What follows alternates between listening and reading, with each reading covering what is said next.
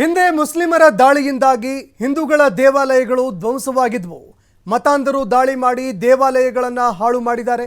ದತ್ತ ಜಯಂತಿ ಶೋಭಾ ಯಾತ್ರೆಯಲ್ಲಿ ವಿಪಕ್ಷ ನಾಯಕ ಆರ್ ಅಶೋಕ್ ಮಾತನಾಡಿದ್ದಾರೆ.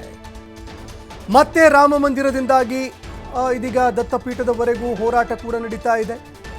ರಾಮ ಮಂದಿರ ಹಿಂದೂಗಳ ಭಾವನೆಯಂತೆ ಸಾಕಾರವಾಗ್ತಾ ಇದೆ. ದತ್ತಪೀಠದಿಂದ ಮುಂದೊಂದು ದಿನ ಮುಸಲ್ಮಾನರ ಪಳಿಯುಳಿಕೆ ಹೋಗಲಿದೆ.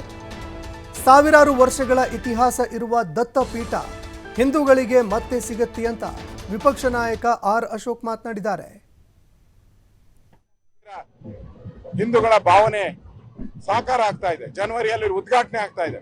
ಅದೇ ರೀತಿ ದತ್ತಪೀಠನು ಕೂಡ ಮುಂದೊಂದು ದಿನ ಅಲ್ಲಿರುವಂತ ಏನೇನು ಆ ಮುಸಲ್ಮಾನರ ಪಳೆಯುಳಿಕೆಗಳಿದೆ ಅದೆಲ್ಲ ಹೋಗಿ ಸಾವಿರಾರು ವರ್ಷಗಳ ಇತಿಹಾಸ ಏನಿದೆ ದತ್ತಪೀಠ, ಆ ದತ್ತಪೀಠ ಉಳಿಯುವಂತಕ್ಕೆ ಇವತ್ತೇನು ಹೋರಾಟ ದತ್ತಮಾಲೆ ಮತ್ತು ಶೋಭಾಯಾತ್ರೆ ನಡೀತಾ ಇದೆ.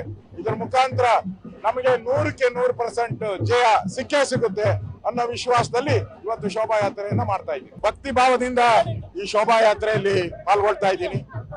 ದತ್ತಪೀಠ ನಮ್ಮ ಹಿಂದೂಗಳ ಒಂದು ಆರಾಧ್ಯ ದೈವ.